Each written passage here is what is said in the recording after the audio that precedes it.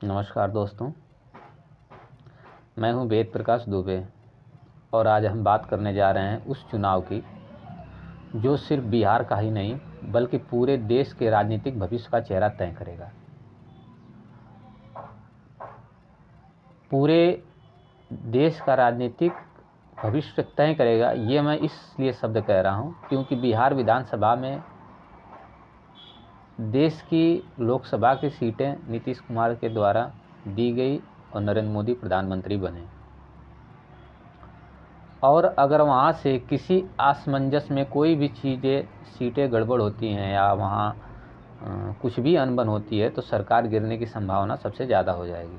इसी वजह से मैं कह रहा हूँ कि यह बल्कि बिहार का नहीं बल्कि पूरे देश का राजनीतिक भविष्य का चेहरा तय करेगी।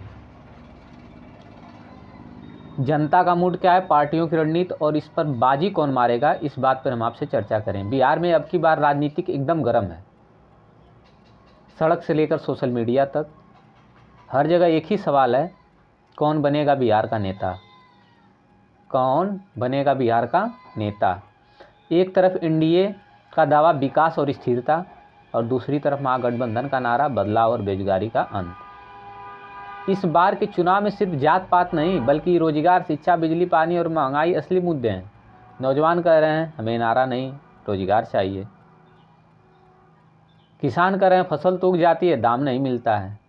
महिलाएं कह रही हैं सुरक्षा और सम्मान चाहिए। एनडीए इस बार जीरो टू हीरो मिशन पर है। कई सीटें पर नए उम्मीदवार उतारी है।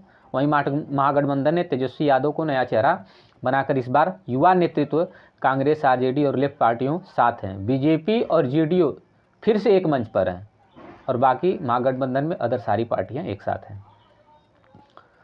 जनता आज ज़्यादा जागरूक है। हर गांव, हर गली में मोबाइल के जरिए खबरें पहुंचती हैं। हम जैसे लोग छोटे मोटे यूट्यूबर, सोशल मीडिया चैनल से द्वारा जो लोग सारी चीज़ें अपडेट करते हैं उसके माध्यम से भी जनता जागरूक होती है और जानती भी है। लोग अब वादे पर नहीं काम पर वोट देना चाहते हैं। जो बोलेगा उसे अप्रूव भी देना पड़ेगा। ये चुनाव केवल सरकार बदलने का नहीं है बल्कि नया बिहार गढ़ने का मौका है। अगर नेता ईमानदार होंगे, जनता जागरूक होगी तो 2047 तक बिहार में विकसित भारत की कहानी भारत के मुख्य हिस्सों में रहेगी। विकसित भारत की कहानी मुख्य हिस्सा बनेगा। दोस्तों, इस बार वोट दीजिए सोच समझकर, क्योंकि बिहार का भविष्य सिर्फ नेताओं के हाथ में नहीं बल्कि आपके वोट में छिपा है। और मैं आपसे यही आग्रह करना चाहूँगा कि बार बार मैं हर एक अपने वीडियो में ही बातें कह रहा हूँ कि वोट उस उम्मीदवार को दीजिएगा जो बिहार के बदलाव में भागीदार हो, ये ना कि बिहार को लूटने का प्रयास करे।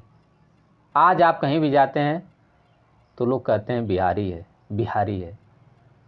क्यों ऐसे शब्दों से क्यों प्रयोग किया जाता है? निम्न भावों से, निम्न स्तरों से उनको देखा जाता है। क्या आपको पीड़ा नहीं होती ये सब चीज़ें देख के?